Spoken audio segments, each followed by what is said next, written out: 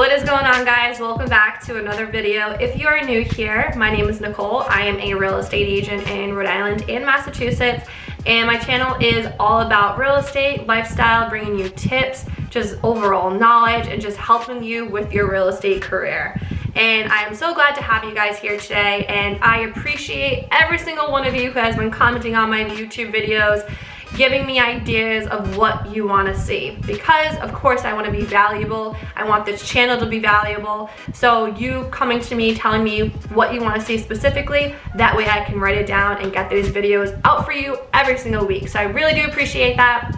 So if you ever have any ideas of what you want to see, drop it down below in the comment section and I will make a video on it for you. And if I don't, I will answer the question for you. Either way, you're gonna get your questions answered. So one of the most asked questions that I've been getting lately, specifically from new agents, is what's the difference between a solo agent and joining a team? And will it benefit them as a solo agent, or will it benefit them at joining as a team, especially as a new agent? So I'm going to touch base on both of those today, and how joining a team has benefited me, and just the difference between the two and who each would benefit for. So let's just get right on into it.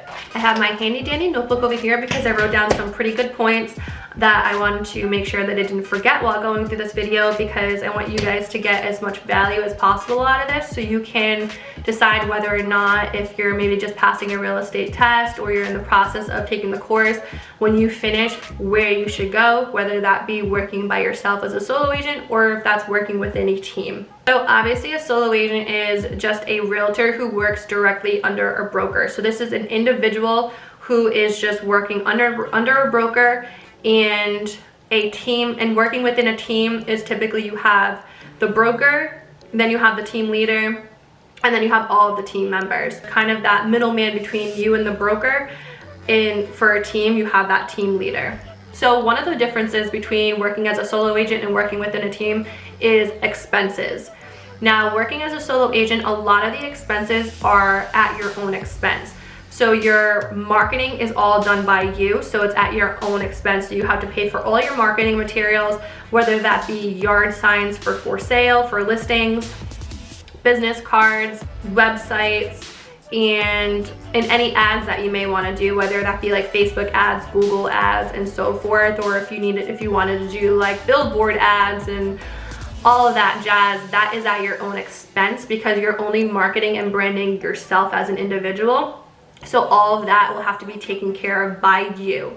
Now, if you are within a team, typically your team leader will either participate in helping out with the expense, depending on what it is. They'll take care of business cards, and all teams are different, but they'll sometimes take care of business cards. They'll take care of generic signs for listings if it just has like the team logo on it and it doesn't just have you as an individual on the yard sign. Websites, advertisements as well too. So within a team, you get more of your expenses paid for rather than when you're a solo agent. And then obviously with those expenses, there comes other expenses that everyone always is responsible for, such as your MLS fees that are due monthly, your board fees that are due annually, your continuing education courses that you need to take to keep your license active. And the only difference between the two for fees would technically be either your commission split, or if your broker requires you to pay a monthly fee or a transaction fee. So other than the expenses and the fees, another difference between the two is basically just your overall support, the help, the guidance, the knowledge that you get from working with either one. Now, as a solo agent, it's sometimes hard to get in contact with your broker if you're in a situation or a predicament that you need a question answered for as soon as possible, because you have to think about the broker is taking care of and managing a lot of other agents within that brokerage. So their emails are probably bombarded with a bunch of other agent questions that they need to get to. So your question is not always at the top of their list. So you may take a little while to get your questions answered.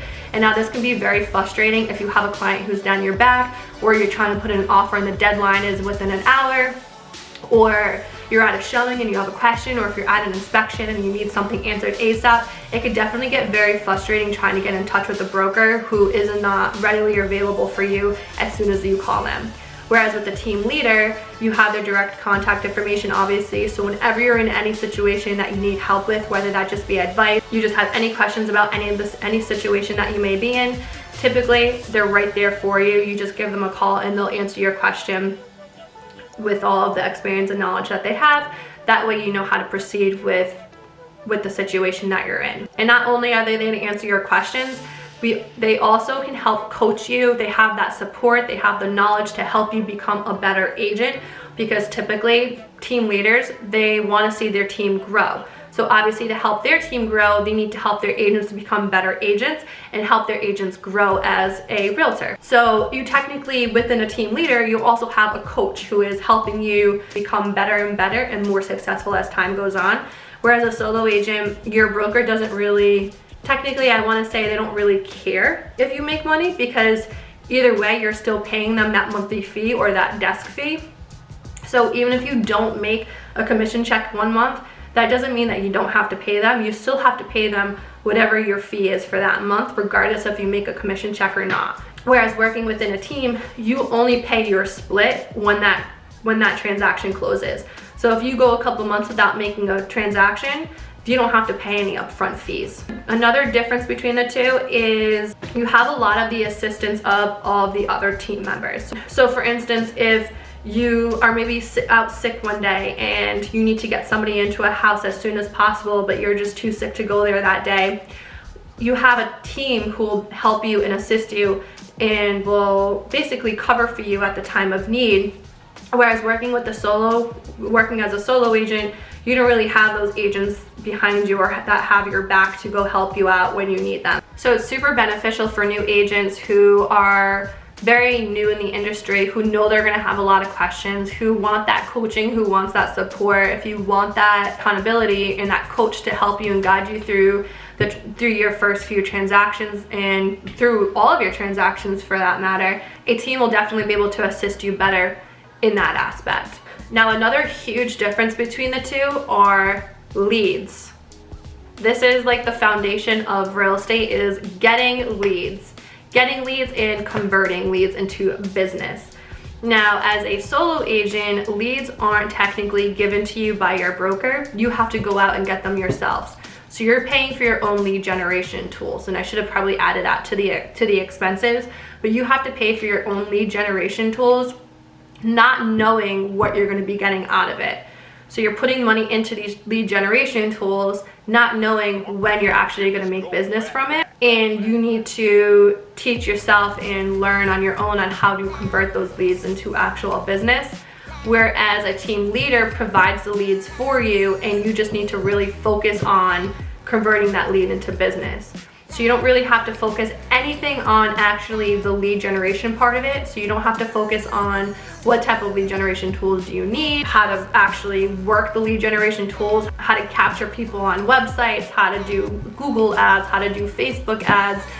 You have a team who assists you and who does all of that for you. So all you really need to do is worry about converting that lead. Whereas a solo agent, you need to worry about the first step, and that is actually getting these lead generation tools down before you actually start receiving these leads to convert them into business. Because as a solo agent, you do obviously your own marketing, you do all of your own ads, you have to pay for all of that, whereas a team leader will technically pay for a lot of the ads and a lot of the lead generation and marketing tools, and you just simply have to worry about getting those leads and converting them. Obviously, within a team, you can do your own ads if you like to. You can put your own money into it, and that's just gonna be double for you at the end of the day. Whereas obviously with a solo agent, you're putting all the money in that you want to, and you don't really know the outcome of it. So for a team, within a team, the team puts the money into it. That's why sometimes they'll take more of the commission, because they need to pay for these lead generation tools that they have for you.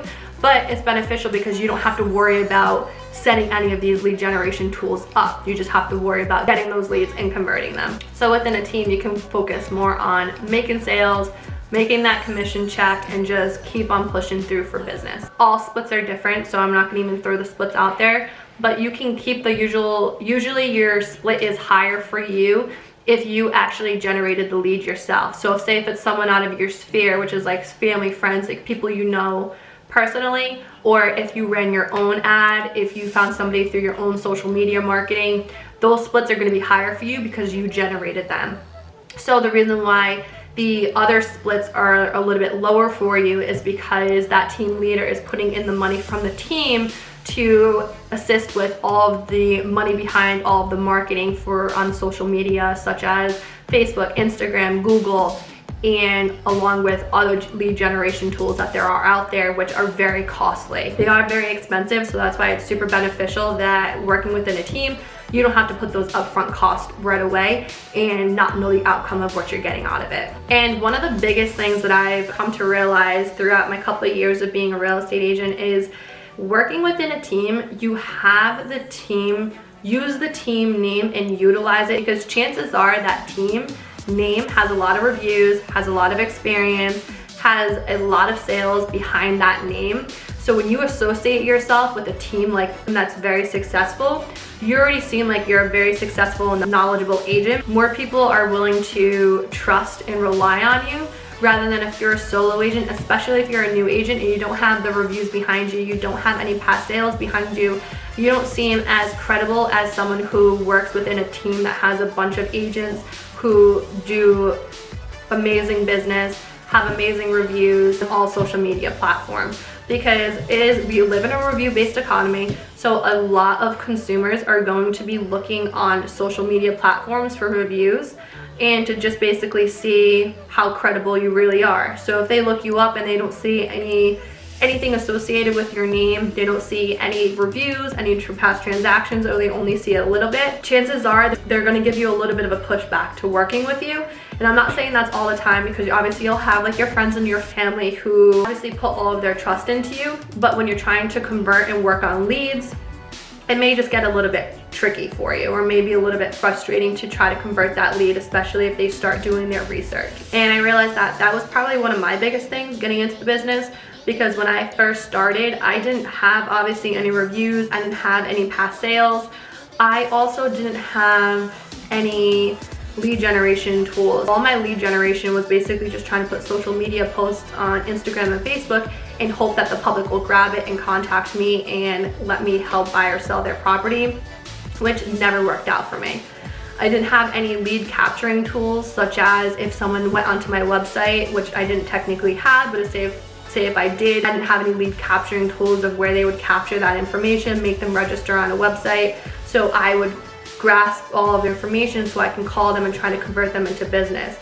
I didn't have any of that, where now I do, and I've obviously seen such a huge impact on having all of these tools at hand and utilizing them to their fullest potential to basically increase my business and my volume. And that is what I really did within the second year of my real estate career. Is I blew my first year out of the water because I had all of these tools, I had all of the support, all of the guidance, all the accountability that I needed in order to push myself to my fullest potential and make the business that I wanted to make. So for me personally, I believe working within a team is super beneficial for new agents. And I think working as a solo agent is definitely better for people who are seasoned agents, who know what they're doing, who have all of the tools behind them, who have a book of clientele, who have been in the industry for a long time, has many reviews and transactions behind their name, and already built up that credibility to the public, compared to the newer agent who is just trying to get started and trying to build that brand name for themselves. I think working within a team is probably your best bet. And that is where I am at today, and I don't plan on changing out of working with a team anytime soon, or anytime for that matter, because I do think working within a team has been super beneficial for my business. So with that being said, that is going to conclude this video. I hope that helped you guys out to decipher whether or not being a solo agent or working within a team is better. I hope I wasn't too biased, because I'm working within a team that I believe working with a team is better. This is my opinion on what I believe and what I've seen from a few years that I've been in this industry, and just by seeing the difference between working as a solo agent and working within a team, the difference between my commissions and my volume and just overall transactions. So as always, if you have any questions, just drop them below in the comment section. I answer every and all questions that come my way. If you have any other recommendations on any other videos that you guys would like to see, again, drop that below in the comment section, because I do appreciate all of the help I can get with coming up with videos and content for you guys. So I hope you enjoyed this video, and I appreciate you guys watching, and I'll see you in the next one.